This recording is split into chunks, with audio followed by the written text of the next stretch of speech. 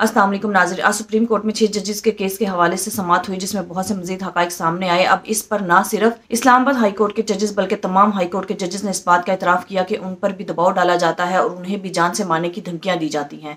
इस पर हामिद मीर ने अपना बेहतरीन एनालिसिस दिया। आइए पहले हामिद मीर की गुफ्तगू सुनते हैं, फिर इस पर बात करते हैं। आज इस्लामाबाद हाई कोर्ट के 6 जजेस के मामले पे जो सुप्रीम कोर्ट में जो प्रोसीडिंग्स हुई है, जो समाअत हुई है, उसमें बहुत से नए पहलू सामने आए हैं, बहुत से इंकिशाफात हुए हैं और जजेस ने अपने रिमार्क्स में बार बार कहा है कि जो सियासतदान हैं वो कोर्ट्स के ज़रिए अपनी जो सियासत है उसको मैनेज करना बंद कर दें। और अब इसमें कोई शक नहीं रहा कि हुकूमत और अदलिया के दरमियान बाकायदा एक मुहाज़राई का सिलसिला चल रहा है। और दूसरी तरफ अपोजिशन जो है वो भी हमें मुंतशर नज़र आती है और अपोजिशन की पार्टियों का एक इत्तेहाद जिसमें तहरीक इंसाफ शामिल है और उसमें महमूद खान अचकज़ई साहब शामिल हैं, अख्तर मैंगल साहब शामिल हैं, वो एक अलहदा तहरीक चला रहे हैं। मौलाना फजलुर रहमान साहब ने एक अलहदा तहरीक चलाने का ऐलान कर दिया है। तो ये जो सूरत हाल है, इस सूरत हाल में पाकिस्तान में सियासी इस्तेहकाम कैसे पैदा होगा? मामला एक ही है कि ये हम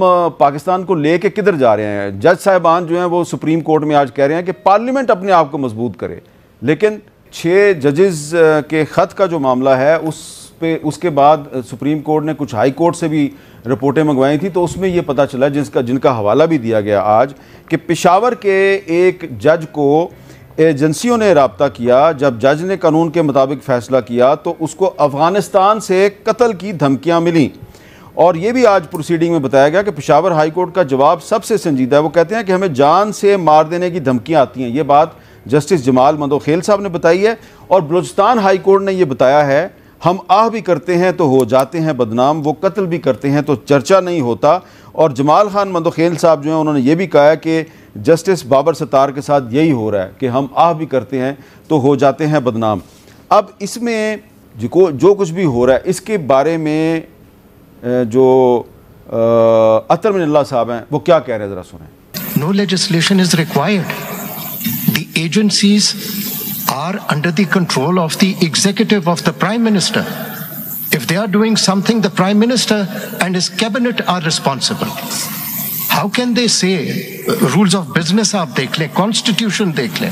They are not something independent. देखें, आर्टिकल 243 क्लियरली कहता है कि मुसल्लह अफवाज की कमान और कंट्रोल वफाकी हुकूमत के पास होगा। इस आर्टिकल के तहत अफवाज पाकिस्तान जो है वो सबॉर्डिनेट अदारा है हुकूमत का, और जो इंटेलिजेंस एजेंसियाँ हैं वो भी सबॉर्डिनेट हैं।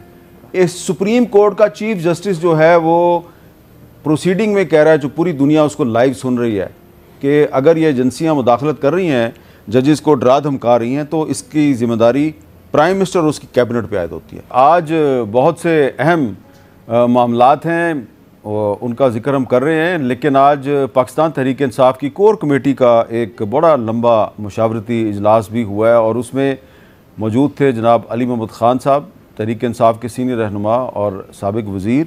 कोर कमेटी का आज एजेंडा जो है उसकी कोई ऐसा अहम मामला है जो कि आप शेयर करना चाहेंगे अपने नाजरीन के साथ?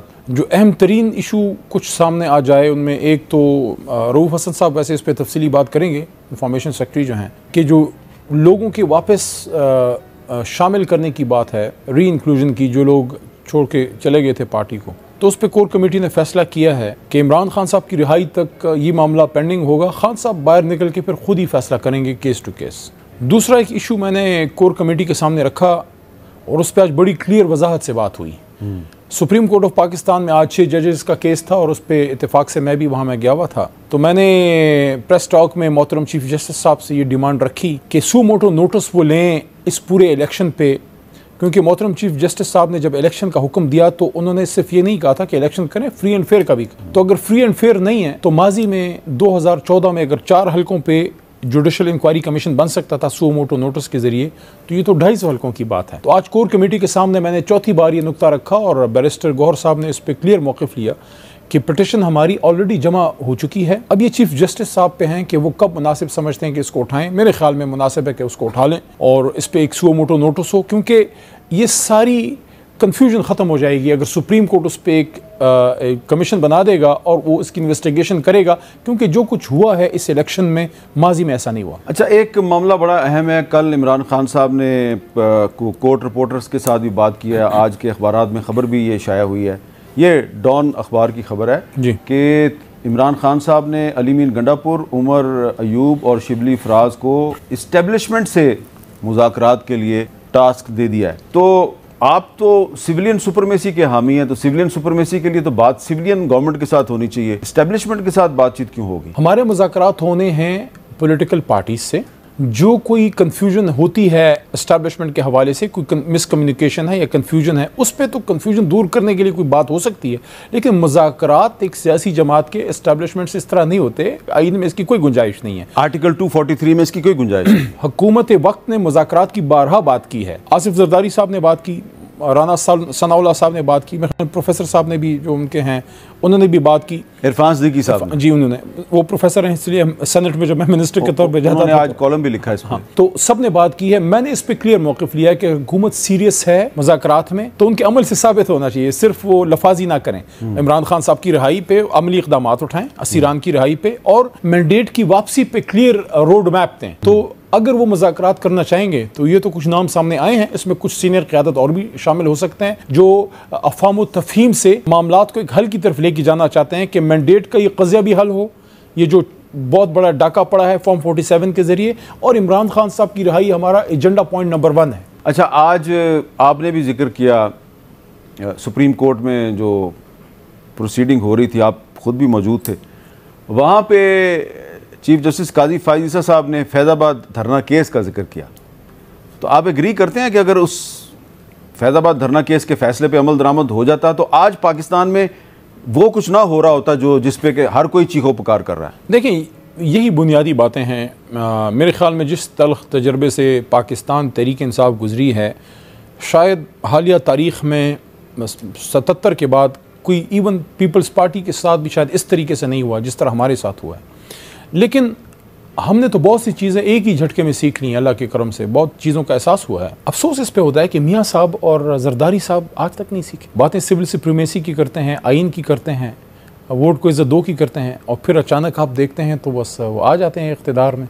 आज सुप्रीम कोर्ट में बार बार जिक्र हो रहा था कि पार्लियामेंट अपने आप को मजबूत करे, पार्लियामेंट जब तक मजबूत नहीं करेगी तो पाकिस्तान के मसाइल हल नहीं हो सकते, सियासतदान जो है अपनी गलतियों से सबक सीखें। हर कोई जो है वो कह रहा है कि जी पार्लियामेंट जो अपने आप को मजबूत करे, तो पार्लियामेंट कैसे मजबूत होगी? पार्लियामेंट के मसाइल पार्लियामेंट के अंदर हल होने से और इक़्तिदार की तरफ किसी शॉर्टकट की तरफ जाने से नहीं, वो रास्ता जो अवाम के आंगन से होके आता है।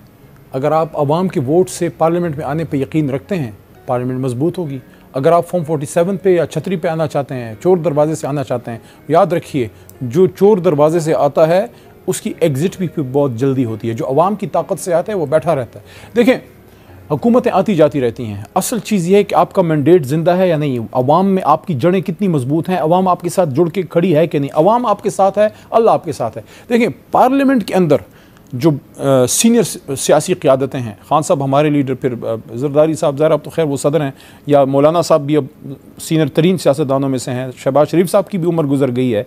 तो अगर ये बड़े सियासतदान पार्लियामेंट के अंदर ये फैसला कर लें कि अगर मेरी ज़ात या मेरी जमात की सियासत को कोई मामूली सा हिच भी पड़ता है, सेटबैक भी मिलता है, लेकिन अगर मेरे फैसले से पार्लियामेंट और आइन मजबूत होती है और फैसले का मरकज़, फैसला साजी का मरकज़ पार्लिमान बनता है, मैं समझता हूँ ये विन विन सिचुएशन है पाकिस्तान की डेमोक्रेसी के लिए। नाज़रीन, आज सुप्रीम कोर्ट में इस बात को बिल्कुल वाज़िया किया गया कि जो एजेंसियां होती हैं वो दौरे हाजिर की हुकूमत के मातहत होती हैं, और अगर एजेंसियां कोई भी ऐसा काम करती हैं तो इसकी सारी की सारी जिम्मेदारी दौरे हाजिर की हुकूमत पर आती है।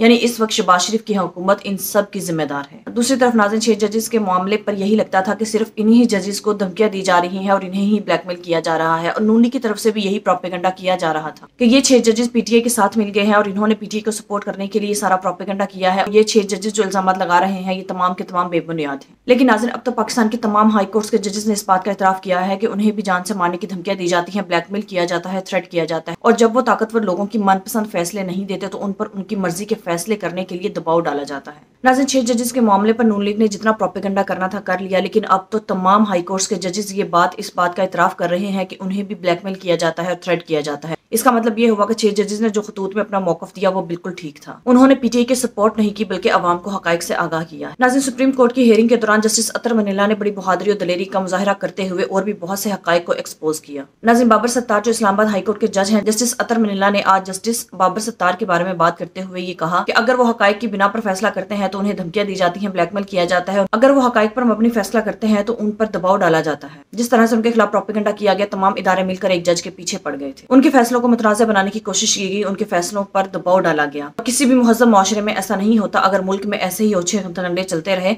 तो फिर ये मुल्क कभी भी आगे नहीं बढ़ सकेगा। नाज़रीन, ये एक डिजिटल तरक्की याफ्ता दौर है। इस दौर में कुछ भी छुपाना अब मुमकिन नहीं रहा। लिहाजा इस तरह के ओछे हथकंडे अपनाने से अदलिया की साख मजीद खराब हो जाएगी। नाज़रीन, आपके इस बारे में क्या राय है? कमेंट में जो बताइएगा। अगली वीडियो में मिलते हैं, तब तक के लिए अल्लाह।